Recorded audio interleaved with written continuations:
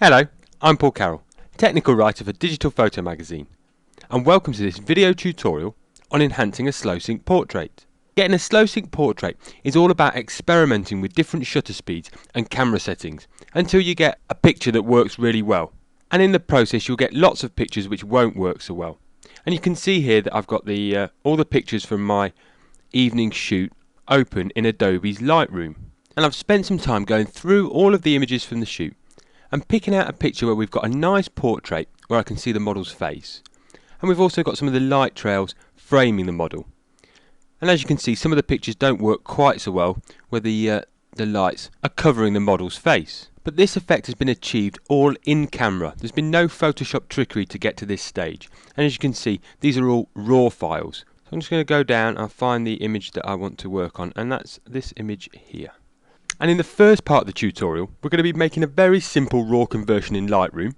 Then we're going to take our file over to Photoshop Elements and we're going to further enhance the portrait. Okay, so the first adjustment I want to make is to crop the image. So if I hit R on the keyboard, that will take me into the Develop module and I can crop the image and apply the raw conversion. And there you go, you can see on the right hand side of the screen now, I've got my raw conversion sliders up. Okay, so using the control handle in the top right hand corner, I'm just going to drag the crop bounding box into the image, and you can see that the proportions are being constrained because we've got this lock symbol clicked. And what I want to do is I just want to frame the portrait a little bit better in the center of the frame, put the eyes on the third. That looks okay. Click return and then the image is cropped. I'm happy with the overall exposure of the image, apart from I want to darken down some of the background just to really enhance the light trails and the portrait. So what I'm going to do is I'm going to use the black slider and I'm going to take the blacks up to an input level of around 40. And because we've got some really bright highlights in these light trails at the bottom of the frame, I'm going to use the recovery slider and I'm going to crank that all the way up to 100 just to bring back as much detail into those burnt out areas as I can. Final adjustment that I'm going to make in the raw conversion is just boost the saturation a little bit. It's already quite vibrant, this image, so we're not going to go far. We're just going to go around 10. That looks okay. Now if I was going to edit this photo further in Photoshop CS3 or CS4, I could simply now go up to Photo, down to Edit in, and Edit in Photoshop CS3, and then that would present me with the options to either copy the photo to CS3 with my raw conversions or without my raw conversion. But because I'm going to edit this photo further in Photoshop Elements, I need to export the photo as a Photoshop document. So to do that, I need to go back into my library module and click the export button in the bottom left hand corner there, and that brings up the export dialog box. I'm just going to export my picture to the desktop. Okay, put in a subfolder. No, don't want it in a subfolder. File name's fine, and format, I want it to be a PSD document, and I'll have it in 8 bits. Export. So we can now switch over into Photoshop Elements. I go up to the File menu and down to Open, and I just need to find my exported picture from the desktop. I believe that's the one. Click Open, and there we go. Our PSD document, including the cropping and the raw conversion settings that we applied in Adobe Lightroom, now open in Photoshop Elements. Okay, so the enhancements that we're going to make to the portrait are really just to take the shimmer off the flash on the model's face using the paintbrush tool. We're also going to clean up a few of these imperfections using the clone stamp tool, brighten the eyes, and then just apply a little bit of digital makeup to her lips. Okay, so we'll start with the clone stamp tool. So over to the toolbox, about halfway down, select the clone stamp. We've got a 21 pixel brush, that looks okay.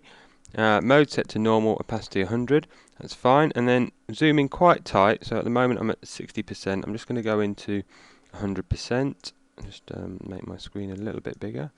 And using the clone stamp, very easy. Just hold down the Alt key, sample a clean area next to the imperfection that you want to clone out, and there we go. We can just work a couple of clicks and it's all cleaned up. So I'm just going to work quite quickly, just clean up a few of these imperfections. Holding down the space bar, I can then scroll around the image with my mouse.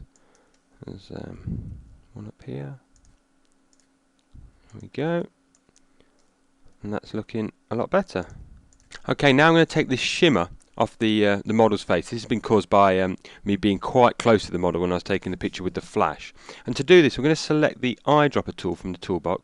And by using the eyedropper tool, we can sample a colour quite close to the area that we want to paint over, just by clicking next to it. And you can see that I've selected that rather pinkish colour from the model's cheeks. It's down there in my colour swatch at the bottom of the toolbox. Now I can switch over to the paintbrush by pressing B on the keyboard. I need a slightly larger brush. I'm going to use the square brackets on the keyboard just to make the brush roughly the size of the glare. And then up in the options bar, I need to configure my brush. So I'm going to change the mode to darken, and I'm going to drop the opacity to around 40%. Okay, I'm going to click a couple of times on the area of glare with my paintbrush, and as you can see, that's just taken the edge off the glare. Now I'm going to repeat that process around. So back to the eyedropper tool, sample a colour next to this area here, press B on the keyboard, square brackets just for a slightly smaller brush, eyedropper tool again, and I'm just going to, as I say, work around quite quickly on these few areas of glare. So it's just a couple of clicks just to take the edge off it. Here we go again. So just do this one, a slightly smaller brush there, just by the nose. Back to the eyedropper tool, sample an area there, back to my brush, slightly larger brush, a couple of clicks, and I'll just do this one again on the cheek. Back to my brush, slightly larger. I'm just going to do one more. There we go, quite happy with that. It's just taken the edge off it. Next job, I want to enhance the eyes. So over to the toolbox, and I'm going to select the polygonal lasso tool and make a quick selection of the eyes. I'm just going to select the whites of the eyes and the pupils. Then I'm going to be using a levels adjustment and a hue saturation adjustment just to brighten them and take some of the redness out of the eyes. So that's one eye selected. Up to the options bar, and I'll click on the second icon along, which is add to selection, and then I can just make another selection of the model's left eye. Have to be quite accurate with this selection. We are going to feather it a little bit, so we've got a nice graduated edge. So up to the select menu, down to feather, 5 pixels will be okay. So with the selection active, if I just hold down Control on the keyboard, press the letter L, that brings up my levels palette, and I'm just going to adjust the white point slider by dragging it in ever so slightly to brighten the eyes. Now we would normally recommend going all the way up to the edge of the histogram, but as you can see, that's making the eyes a bit too bright and they're going to really stand out. So we just that's where we were at, and we just want an ever so slight adjustment to about there. That's looking okay. Click OK to accept the change. Next, go into the hue saturation palette, and from the edit menu, click on the downward arrow and select reds from the list. We can now reduce the saturation of the reds within our selection, and that's just going to remove that slightly bloodshot look in the corner of the model's eyes. Around a saturation of -50 looks okay, so I'll just click OK. Now the final adjustment I want to make is just to really brighten the lips. So if I can press, hold down the Control key on the keyboard, press the letter D, then I deselect the eyes. I've got my polygonal lasso tool already selected, so now I'm going to make a quick selection of the model's mouth. So again, being reasonably accurate, just working my way around.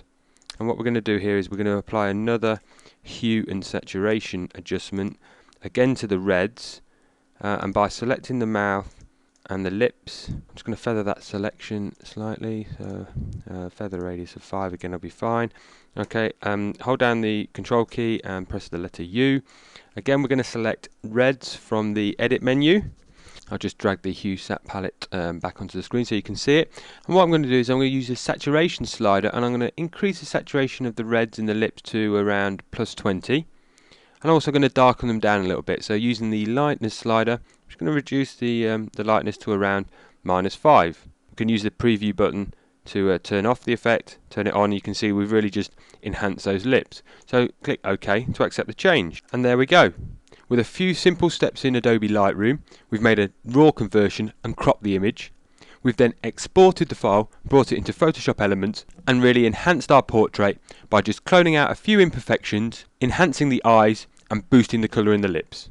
I hope you've really enjoyed this video tutorial on enhancing a slow sync portrait, and it gives you the inspiration to go out and grab your own slow sync portraits in the future, because they really are great fun. Okay, cheers.